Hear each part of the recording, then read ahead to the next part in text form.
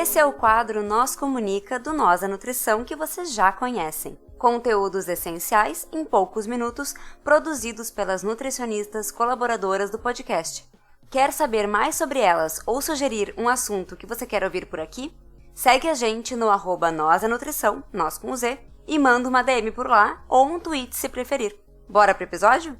Seguimos agora com a nutricionista Fernanda Rodrigues. Olá, meu nome é Fernanda, eu sou nutricionista, já participei de alguns episódios aqui no Nós da Nutrição e esse é meu primeiro episódio colaborando com o Nós Comunica. Devido ao meu trabalho cotidiano com transtornos alimentares, resolvi trazer hoje para contribuir com um quadro um debate sobre o transtorno de compulsão alimentar.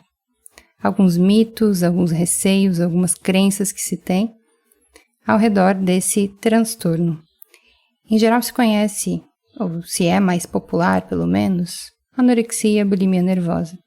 Mas, no entanto, hoje eu vou focar um pouco mais na questão do transtorno da compulsão alimentar.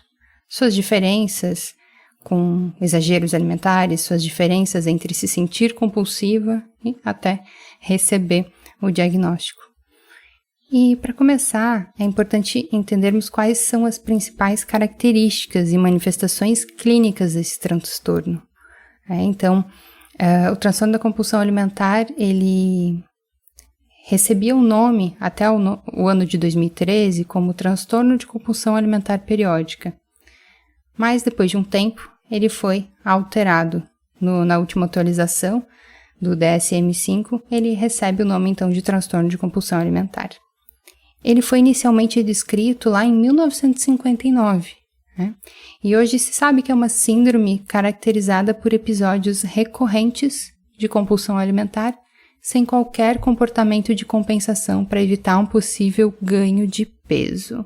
Se caracteriza também como um comer muito mais rápido que o habitual, até que a pessoa se sinta fisicamente desconfortável, muito cheia, por ingerir grandes quantidades de alimentos em um intervalo curto, em um intervalo determinado de tempo, como aproximadamente 2 horas, por exemplo.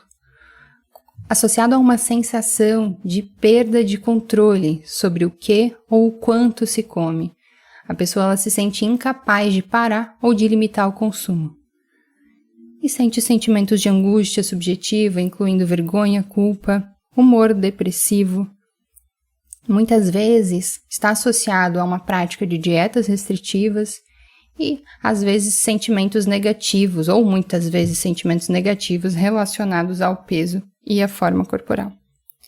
Os episódios de compulsão, eles podem envolver uma grande quantidade de alimentos com perda de controle em um episódio específico, ou ainda em consumo de quantidades repetidas de alimentos em vários episódios menores. Ou seja, a pessoa ela pode sentar e de uma vez só ter um grande consumo alimentar, ou então ter vários episódios menores de pequenas compulsões. Então, quantidades espalhadas ao longo do dia, que se avaliar seria uma quantidade excessiva. E para ser caracterizado como transtorno de compulsão alimentar, os episódios, então o médico e a equipe multiprofissional para fechar o diagnóstico precisam avaliar o número de episódios. E ele deve ocorrer pelo menos uma vez por semana e estar se repetindo nos últimos 3 meses. Alguns indivíduos continuam tentando restringir a dieta, outros então abandonam completamente qualquer esforço de controle, em razão de sentir os fracassos repetidamente. A maioria tem uma longa história de repetidas tentativas frustradas de fazer dietas restritivas e também sentem-se desesperados acerca de uma dificuldade de controle da ingestão de alimentos. Também é possível diferenciar o nível de gravidade das compulsões. Então, ela pode ser categorizada como leve, se for de 1 a 3 episódios semanais, moderada, de 4 a 7 por semana, grave, de 8 a 13 e extrema, com 14 episódios de compulsão alimentar ou mais. Então, tudo isso vai implicar o quão grave a situação de saúde a pessoa está exposta. É importante também ressaltarmos como que é a prevalência, como que se dá isso em relação ao gênero. A prevalência desse transtorno varia entre 0,7% a 3,3% da população geral. Mas o que mais chama atenção é que ela pode chegar a quase 30% em pessoas convivendo com obesidade, que estão em procura de tratamento para perda de peso. Então, isso é um sinal de alerta, principalmente para os profissionais de saúde, quanto é importante considerar isso nas avaliações.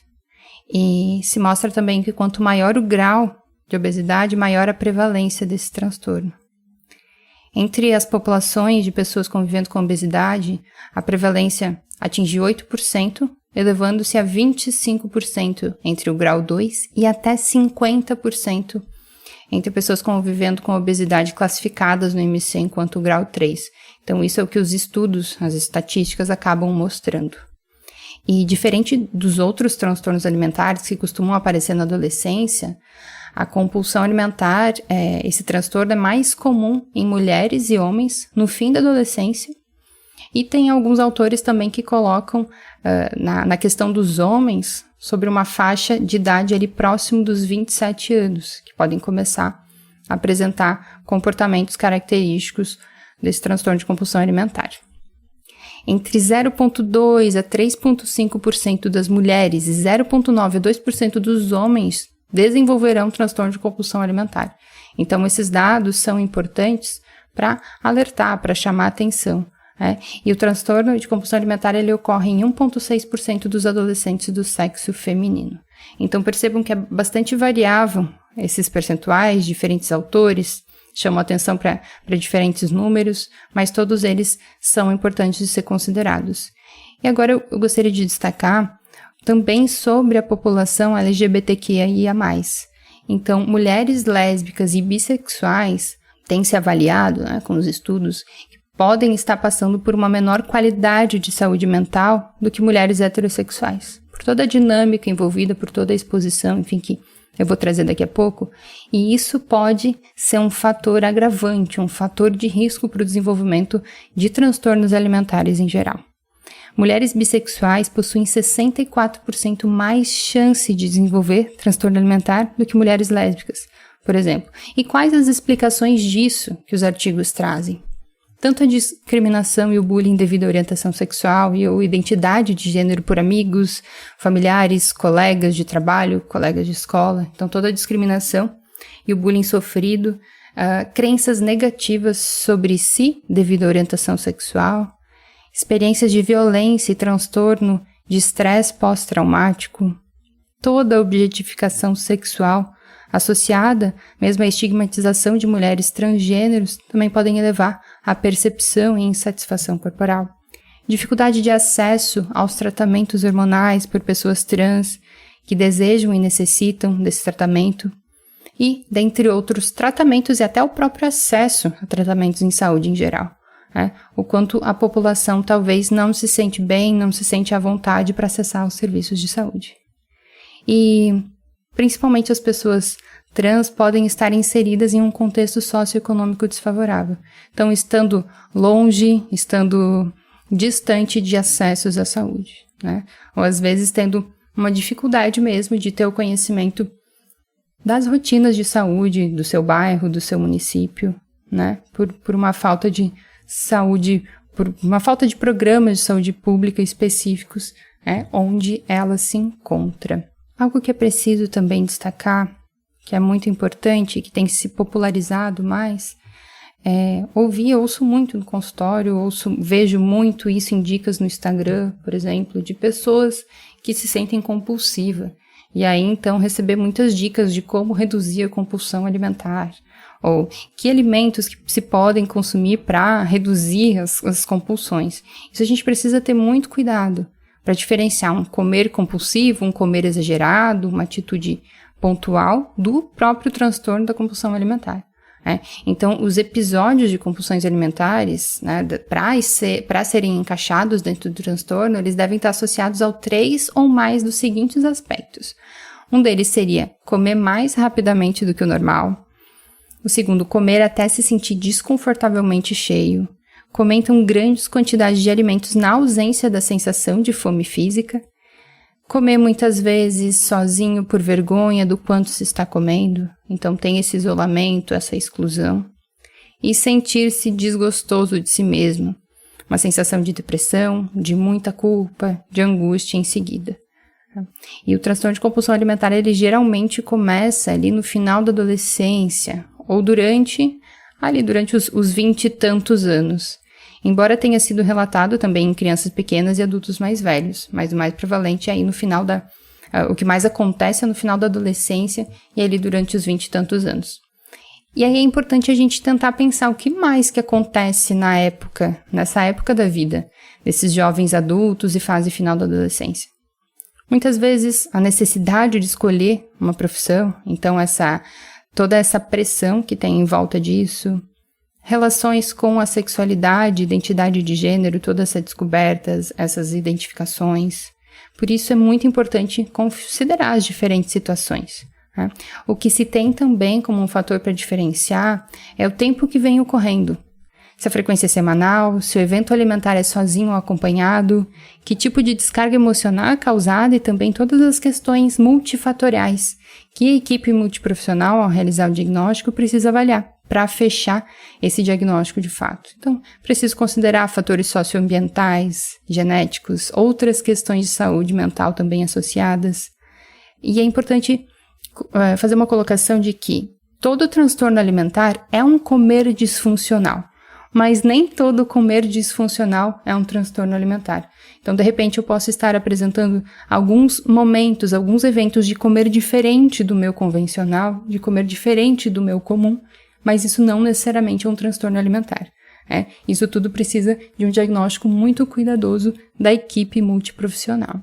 O que tem sido muito comum também de ser observado nas redes sociais, nos arredores de academias, de ambientes de estética, são falas como dia do lixo, pensamentos estilo 880, meter o pé na jaca, que são comportamentos que podem ser realmente considerados muito prejudiciais e que alguns alertas devem ser acionados, no sentido de, tem algo que precisa ser cuidado aqui, tem algo que não está certo e que precisa ser olhado. Por isso é bem importante destacar, a gente observar as pessoas ao redor, observar os nossos comportamentos e refletir se quando a pessoa adota isso como um padrão alimentar, ou seja, o normal dela é comer sempre de modo a buscar algo a mais na comida do que apenas se alimentar.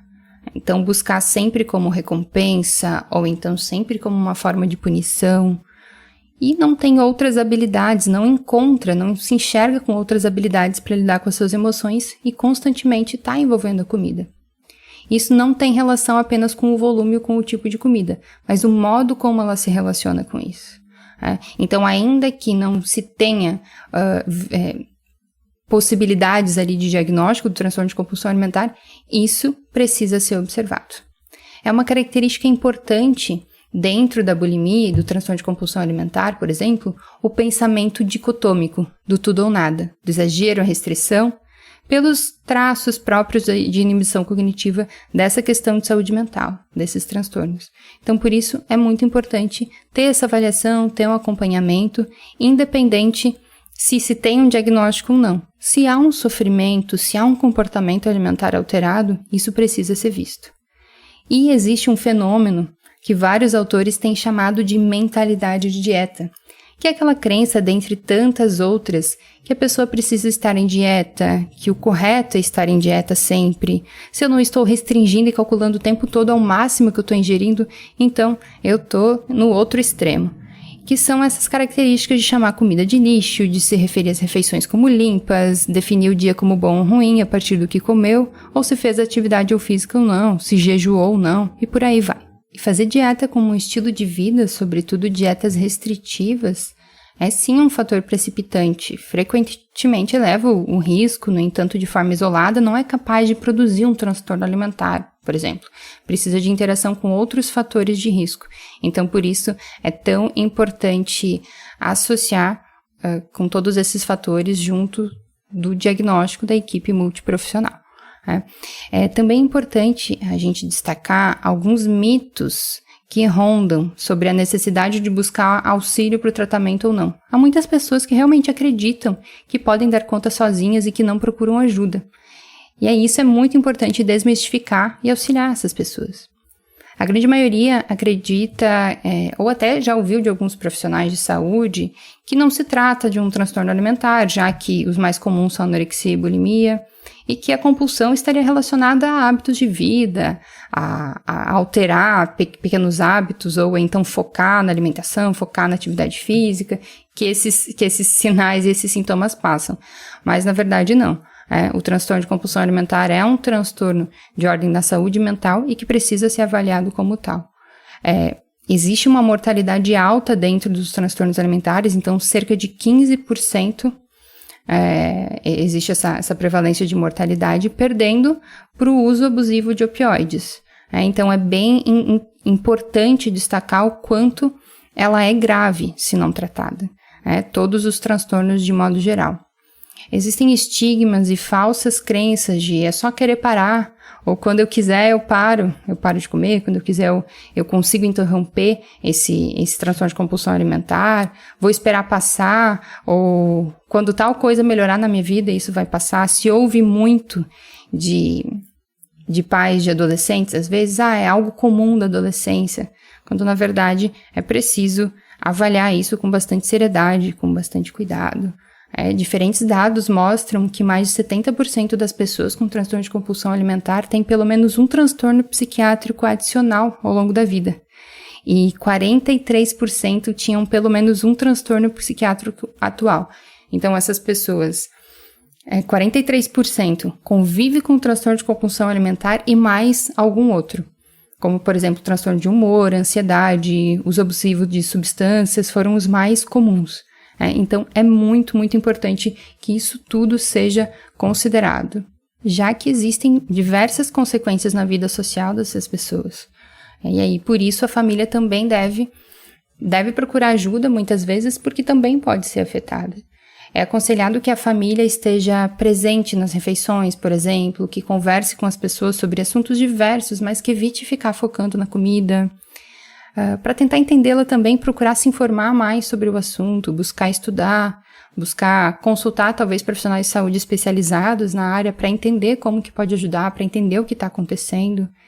E mesmo que a pessoa tenha tendência de se isolar, é importante estar ali sempre presente, mostrando que se importa.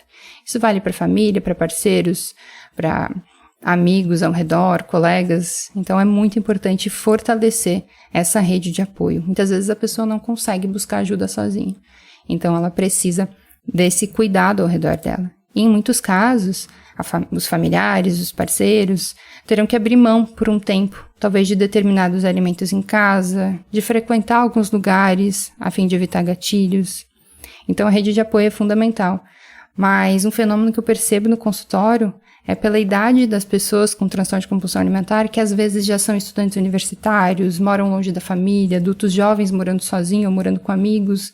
Então, isso é um fator agravante. Pensar que nem todo mundo estará morando com familiares, estará morando com parceiros, e às vezes nessa rede de apoio serão amigos, serão colegas de casa, serão pessoas próximas que não necessariamente são os familiares. Então, para os profissionais de saúde que estão ouvindo também esse podcast, e para as pessoas que estão passando por isso também entender que é preciso ter alguém por perto, é preciso conversar, é preciso se sentir acolhido por pessoas ao redor. E são vários os sinais de alerta que essas pessoas que podem compor essa rede de apoio podem estar atentos. Então, quando a pessoa sente culpa demais, ela sente muita culpa, ela sente muito desconforto ao comer, define o seu dia como bom ou ruim, a depender do que comeu, tem uma perda de interesse para outras atividades, focando na maior parte do tempo em preocupações com o seu peso, tem uma imagem corporal distorcida, faz comparação frequentemente com corpos alheios, muitas vezes pode estar apresentando mudanças bruscas de peso, certo?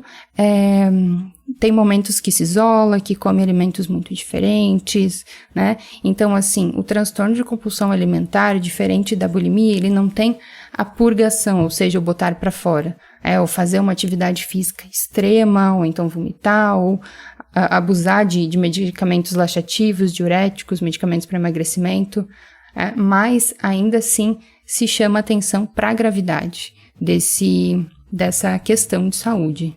Uma grande dúvida que eu recebo é se tem cura. Quando que acontece essa remissão, como que essa melhora pode se manifestar. Então, alguns dados importantes aqui, que as taxas de remissão após 1 ano de terapia cognitivo-comportamental com psicólogos é de 33%. Então, é bacana entender e ressaltar a importância desse acompanhamento ser multiprofissional. Nutricionista, médico, psicólogo, muitas vezes outros profissionais precisam ser envolvidos. É importante reconhecer também que com diferentes terapias multiprofissionais é possível ter uma redução dos episódios de compulsão alimentar em 64%. Então, os estudos têm mostrado isso e que essa compulsão alimentar ela é relativamente persistente. Em termos de gravidade, de duração, ela é comparável à bulimia nervosa. Então, são tratamentos de longo prazo. E é importante que a família, que a rede de apoio também saiba disso. E alguns fatores protetores para essa melhora. A resiliência e habilidades individuais, tentar sair da zona de risco de saúde, ter uma rede de apoio fortalecida e iniciar precocemente o tratamento, o que infelizmente não é muito comum. A pessoa, ela espera, ela acha que é uma fase que vai passar e isso dá alguns passos para trás no tratamento. A terapia como um todo tem auxiliado também na redução dos sintomas depressivos associados, na melhora da autoestima e do funcionamento social. Então a pessoa se sente mais parte, se sente também mais capaz. E a terapia cognitivo-comportamental ela tem sido relatada como efetiva na redução dos episódios compulsivos e melhora dos aspectos psicológicos, com índices de remissão de compulsão alimentar que podem variar entre 50% e 94% segundo os estudos.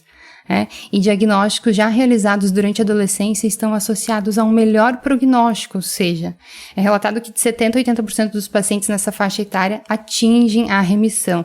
Então, existe uma possibilidade de melhora muito maior quando se identificado mais cedo, quando se identificado de forma mais precoce.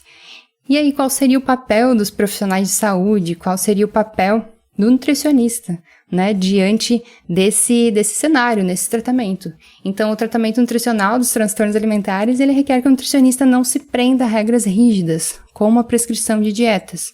Em alguns casos pontuais pode ser necessário, mas isso não é um padrão em geral. Não quer dizer que durante todo o tratamento isso será adequado, já que dietas elas podem ser um fator agravante, podem atrapalhar o tratamento desse tipo de paciente, que muitas vezes pode ter começado o transtorno alimentar a partir de uma dieta, a partir de uma grande restrição alimentar. Claro, associada a vários outros fatores, como eu comentei aqui, mas nem sempre vai ser adequado começar com uma dieta. E o ideal seria estabelecer, juntamente com o paciente, metas individuais, de acordo com a necessidade específica de cada um.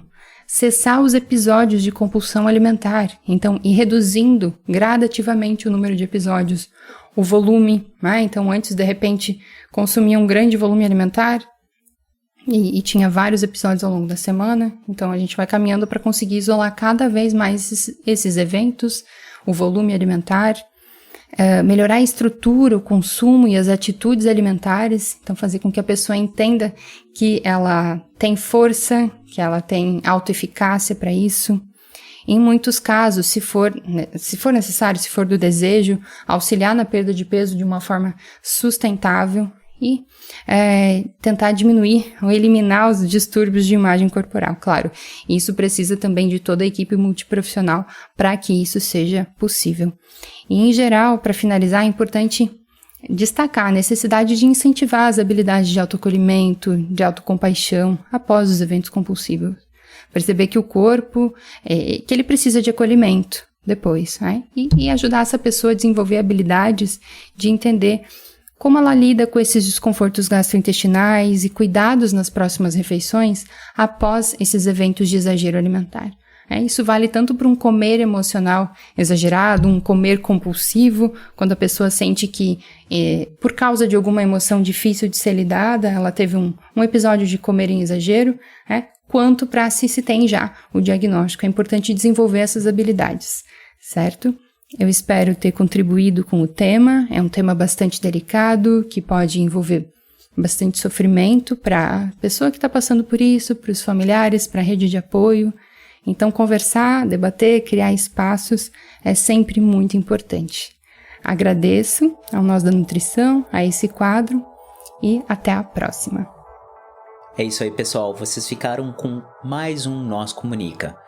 Se vocês querem entrar em contato conosco, vocês nos encontram em todas as redes sociais por @Nós da Nutrição, nós com Z, ou vocês podem mandar um e-mail para contato@nosdanutrição.com.br. Vocês podem falar conosco ou falar com as Nutris colaboradoras que estão produzindo esse conteúdo sensacional. Entre em contato conosco. Vamos lá. Abraço. Tchau, tchau.